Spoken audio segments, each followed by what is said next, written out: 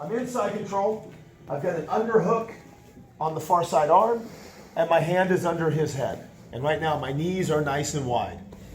When I do my sit out to go into Kesa, or Kesagatami, Kesagatami is facing his head. So right now, I'm going to make my right knee replace my left knee and then sit. So from here, I slide my right knee up to replace my left. As I do, slide your hand up to collect that elbow. Put his wrist in your armpit and pinch. This is the end of the dive pass. This is the end of the baseball slide. This is where, when I do a baseball slide, this is where I want to end up. It's going to be here. Okay? Now I come back and I just simply replace my knees again. So I'm going to bring my knee up and then switch. Now I'm back to side control. Reverse Kesa.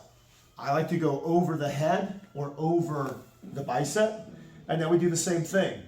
My left knee replaces my right knee. So essentially, this is the end of our dive pass. Okay? Through here, I'm just controlling his head. Traditionally, in the dive pass, we're going to be here. Okay? Now, I'm going to bring my knees and bring them back and replace them again. So I lean in and make my switch. Kesa, slide that knee up, collect the arm. Okay. Make my switch. Reverse Kesa. Make my switch. Each time I make my switch, Bobby feels it. My chest does not take away its pressure. Okay? As I'm here, I'm driving in. I'm making my switch. And my pressure stays tight into his chest. So every time I make my switch, he feels that constant tension in his chest. So ultimately at the end, like I said, baseball slide, we slide into Kesagatami. In a dive pass, we dive into reverse Kesagatami. Two halves of the same coin. But notice at the end, the position is identical. If you took Bobby away, this is it. Baseball slide, dive pass, Kesagatami, reverse Kesagatami. This is it. And like I said, if we're wrestling and I'm doing it from my knees, okay, and they're up, you know, and I shift and I go into a sit out is just this whole thing. It's the same pressure all the way through. Okay, so let's just grab a partner, run through Kesa, reverse Kesa, do it like 4 times, and then switch, and then just go back and forth. Make sense? That's good. 1, 2, 3. So got quite a bit to try to cover of how this simple motion that we just did, how many different ways it can be actually applied. So when I go in, okay, and I control, so our staple comes over, I get into the armpit, drop that elbow, throw the caboose, that's your dive pass. We just did that variation. Notice though, it's the same thing. If I do it as a roll, as opposed to a turn, that's the difference between a dive pass and going into like a Kesagatami. Right now I'm in reverse Kesa with the arm trapped. And then this is a great entry to either go to north-south or to take mount. So we've been working quite a bit on taking mount from here. But again, that's the dive pass, okay? Or when I go in, control the leg. So now from here, my hand goes to the floor. From here, I open that leg. Now my baseball goes in, okay? And then as the push through the baseball, I'm looking to collect his arm. This one from here, from the baseball slide, it is difficult to get to here because he's almost always framing. So to get this hand to go underneath my armpit is very tough to do. But this underhook is the requirement, okay? Fail to get the underhook and you probably just lost the position. Bobby's gonna turn to his side and he's gonna take it from me.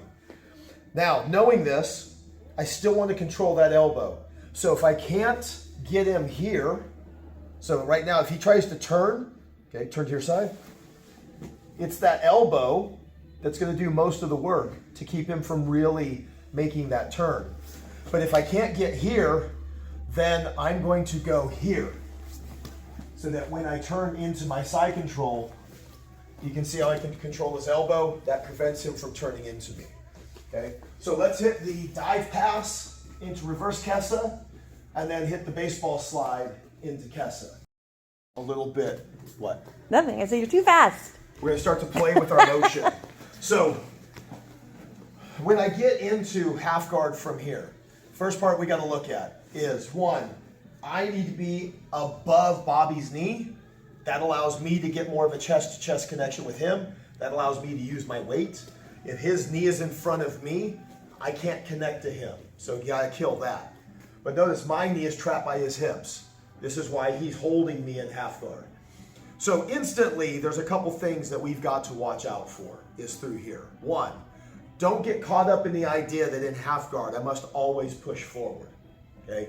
Bobby shields right now, if he's here, and I'm like, crap, okay? So now through here, I can be trying to push through his shields, push through his shields, push through his shields. But if Bobby wants to play this distance game, this is based on me pushing in. What it's failing to do through here is it's failing to actually connect to me. I can back away. There's nothing actually holding me in the position. It's preventing me from pushing in, but unless Bobby has actually grabbed onto me, what is preventing me from just backing away from the position and playing it more like an open guard? So if you don't like the half guard and you don't like that position, feel free, back away. Now just know though, that when you back away, you're also taking pressure off of him, okay? But we do know though, open guard passes are easier passes than most of the others. So if we're here, okay, Bobby's holding on, I'm trying to get in, I'm trying to get in, trying to get in. So I can come in from here, okay? I can start to open up. And now from here, look how my knee becomes free. And this now allows me to start to potentially to go into some of my baseball slides and do it more from an open position as opposed to this smash. And again, it's one of these things, get used to that. Sometimes to go forward, we go backwards.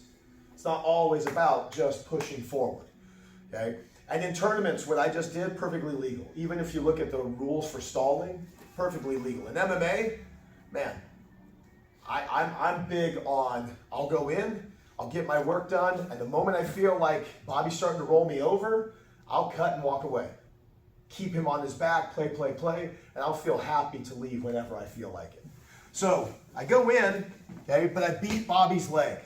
Okay, so now I'm playing in through here. And if I get the opportunity, again, I don't care. I'm willing to go over the shoulder as opposed to under the shoulder. So if I can come in from here, I roll and I make my switch. Heavy pressure on Bobby. He's trying to hold my leg in place. That's our gunslinger. Reach back. My hand comes up, hits the inside of his knee and pull. He's gonna be latching on. He's gonna be trying everything he can. Lock onto my ankle, don't let me out. Don't let me out. This is common. He does not want me to leave. So the moment the knee comes out, okay, slide it to the opposite side. Now, I've taken over my mount position. So through here, from this position right now, I'm in 3/4 mount for us. Bobby has quarter guard. So now the question becomes, do we want to attempt to free up our leg or just take over the position and be happy? Okay? So we're going to go down the route of freeing up the leg. So from here, notice, under hook on this side. Now I pick up my knee and I feed it back over to his other hip, right? Now I'm right back into my Kessa position with the underhook, and I'm doing fantastic, okay? So whenever that ankle gets caught, this is what I anticipate. So I go in, hit my reverse position, gunslinger to push the knee, and this is what I anticipate. All I care is that the tip of my knee becomes exposed, not how far of it. All I care is that it becomes exposed. Then from here, my knee goes down, keep my underhook. See how his arm is across his body?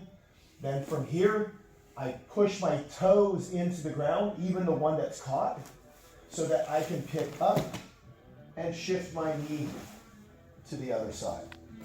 Now I'm into my Kessa Gatame position, and I'm ready to now, I've already passed. Foot tends to come open during that pass. All right, let's give that shot. 1, 2, 3. Ankle locked up, okay? So I like to go very heavy on my right knee when I'm in my 3/4, okay? From here, I take this leg and I go in, almost like you see how I'm like, almost like connecting my foot and my knee together, okay? Like I'm pinching Bobby's hips. So this becomes more my position. When I'm here, this is where I like to be. More down here, pinching the lower side of his butt, as opposed to being up like this. So as soon as I get into my 3/4, I'll go in here and I'll sit heavier on his legs. And then I'll play with his upper body. He'll be pushing on my arms and I'll be playing with him from here. So what we're gonna do is from this position, we're just gonna play. My bottom foot picks up in the air, okay? So that when this one comes back, okay, I wanna lock a triangle on my own legs, okay? Can you do this without the triangle? 100%, okay? But it puts a lot of tension onto the knees and my knees can't take that tension. So when I've made that connection, my body can literally turn 90 degrees. I'm not facing Bobby this way anymore. I'm starting to face this way. So now I'm gonna put my hand down and I'm gonna reach right through here. I'm just gonna make my little somersault and keep my knees as connected to my chest as possible. If I can grab a hold of Bobby's feet from here, fantastic. If I can't, as I come through, I'm gonna reach and get his hips. Okay, so now from here, I can start to extend, and then I can go for his shoulder. So that's one hook in on the back, and then I can make a connection to the shoulder through here and start to look for my back take off of the berimbolo. Biggest mistakes I always made was when you tuck and roll, one, it's the pivot, okay? Bobby is facing this way, so when I come in, if I lock up my triangle here, okay, or this way, this is not where I'm gonna roll from, okay? When I'm here and I lock him up, this is where I'm gonna roll from. Notice, I'm already turned 90 degrees. So then through here, I'm gonna post, I'm gonna reach for his feet. As I drop my shoulder, okay, pull your knees to your own chest. I always used to think when I was first doing it that I had to kick him through. Okay, that is not, it's like the exact opposite. When I drop, pull your knees to your own chest. The roll will happen a lot more natural. You'll feel, it's kind of like driving. When you hit the apex of the turn, now you can accelerate your way out. Okay, you'll feel the apex of the roll, and when that starts to happen, you can extend your feet, and that's going to start to expose his back. I said, if I can grab his feet, fantastic. If I can't, get to that hip.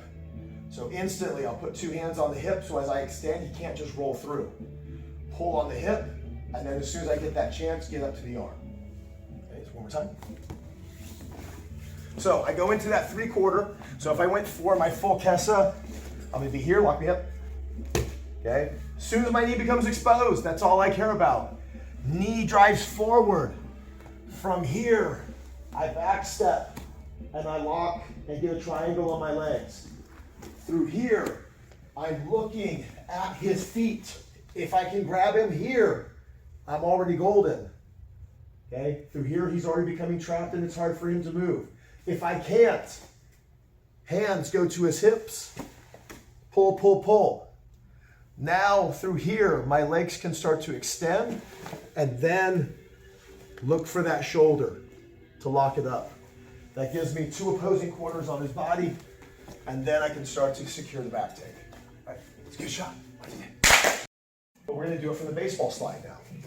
Okay, but that back step is almost identical. The only thing we're not gonna do is I'm not gonna worry about locking my legs up into the triangle, but you'll watch the, so we went here, I went into my 3/4, he's got me locked up. No, no, no, he won't let me out. Okay, I pick up my knee, I bring him over, but no, no, no, no, no. He's got his little death clutch going on my leg. Okay, so I'm gonna make the same back step. Now, what did I do when I back stepped on the other one? I tried to make my foot and my knee touch. Okay? So when I'm here, I'm going to back step, and I'm going to make my foot and my knee touch. Okay? Now, I'm going to collect his far side leg, and as I roll back, okay, I get my knee to the ground, okay, and I'm holding onto his leg from here. What I want to do is I want to pull him, and I want to put the top leg into my armpit like I'm grabbing onto a guillotine, okay? Now through here, you can triangle your feet. That's one, okay? I like what we are referring to as the open senkaku or open triangle, where I step on my own heel, okay, as opposed to locking here. You can feel a pressure difference in your hips. That when I go here, it's a lot more tension, okay? Drop your elbow like you're crunching, like an oblique, okay? And then arc your hips. That's pulling up into his Achilles, but the oblique crunch is putting tension down. Now this is a straight ankle lock, so this is legal in any division where straight ankle locks are legal. So again, from here, bring your hands in, crunch the oblique, and then extend your hips, okay? Option number 2 is I'm in here, is I shoot this one in, and then I lock up like a rear naked choke. And then I go into the same crunch, okay? Option number 3, I reach and I cross his legs one over the other, okay? Now for here, gable grip. Now again, I'm gonna make a little hip with my legs. Calf scraper. Yeah. No, it's nasty. Straighten it. You gotta straighten it up. Yeah. Now that one, once you touch that other leg, it becomes. Yeah, once I rigid. touch the other leg, depending on what the rule set states. Yes. Okay.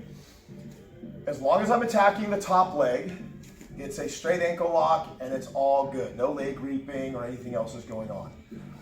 The moment I touch the other leg and I start attacking it, That's now leg reaping has now occurred, and this is where it gets into this gray space that's going on. So if heel hooks are illegal and if leg reaping is illegal, then me attacking the leg that I've wrapped up also becomes a no-no.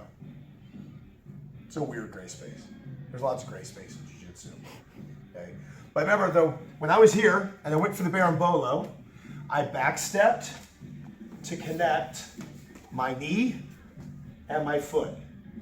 In this case, I go for my baseball slide, and then when I pivot, I go over his legs and make my knee touch my foot, just like I did on the berimbolo. Triangling is not necessary.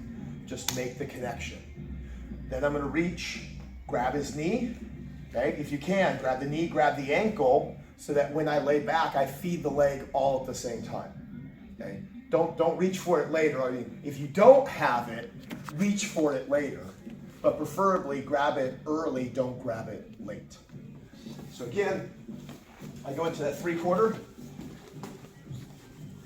He's got me locked up. I'm trying to make my escape. Bump, bump, bump. I go here. Oh no, he still has me locked up. Back step, collect the leg. Notice my knee is exposed. My knee is on the ground, okay? And then here's his legs. So I'm going to pull and feed that one into my armpit, okay? Through here, oblique crunch. My elbow goes to my hip, and then my hips extend, okay? I can go open senkaku. That gives me more pressure. Close through here. You can see it through Bobby. He's not reacting quite the same. Shift under, lock it up like a rear naked choke. That one's still pretty strong. Oh, shit's cramping so bad. Dude, look at that. So nasty. Oh. All right, give it a shot. Sorry. 1, 2, 3.